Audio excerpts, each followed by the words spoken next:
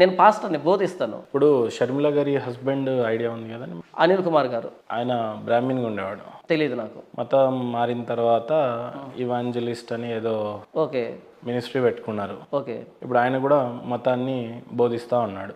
నేను అంటే బైబిల్ ప్రకారంగా ఆయన బోధ ఉంటుందని నేను చెప్పట్లేదు. ఎట్లుంటుంది మరి ఆయన బోధన? బైబిల్కి అగేన్స్ట్గానే ఉంటుంది. బ్రదర్ అనిల్ గారిది కూడా అంటే ఎన్నిసార్లు చెప్తే మీకు అర్థమవుతుందో నాకు తెలియదు. పోనీ మీ దృష్టిలో సారీ ఎవరు సరైన బోధకుడు? మిగతా వాళ్ళ గురించి నేను పట్టించుకోలేదు, కానీ నేనైతే సరైన బట్ బోధకుడు. మీకు నచ్చినటువంటి బోధకులలో ఈయన నాకు కరెక్ట్గా అనిపిస్తుంది. మీరు కాకుండా ఇంకా మంచి బోధకులు ఎవరు లేరా? చార్లెస్ స్పర్జన్ ఉన్నాడు, క్రిస్టియన్ థియాలజీ సిఎస్ లూయిస్ ఉన్నాడు. ఇండియాలో ఎవరు లేరా? ఇండియాలో ఎవరు లేరా? నాకెవరు కనిపించలే. కారణం ఎందుకు? నేను పట్టించుకోలేదు. వాళ్ళ బోధనలని మారిన మీరు వాళ్ళ బోధనలు నాకు నచ్చట్లేదు అని అంటే జ్ఞానం ఎక్కువయ్యా? వాళ్ళ బోధనలు మీరు మారని నేను ఎప్పుడు చెప్పాను? నా చెల్లి నా స్వార్ చెప్పిందని చెప్పాను.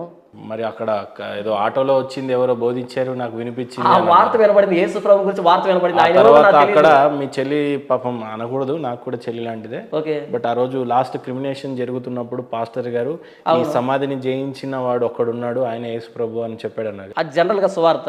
ఆయన కూడా పాస్టర్ కదండి. జనరల్ గా సువార్త, కానీ మొత్తం డాక్టర్ అంతా కరెక్ట్ అని నేను చెప్పట్లేదు కదా. ఆయన మొత్తం కరెక్ట్ అని కాదు, అక్కడొక్కడొక్కడ ఒక పీస్ తీసుకొని వచ్చి మీరు ఒక పాస్టర్ అయ్యారు. అది నాకు మొదటి మెట్టు. ఆ పీసెస్ అన్ని మొదటి పెట్టిన ఎక్కించాయి. యేసు ప్రభు అనే ఆయన దగ్గర విశ్వాసాన్ని తీసుకొచ్చాయి.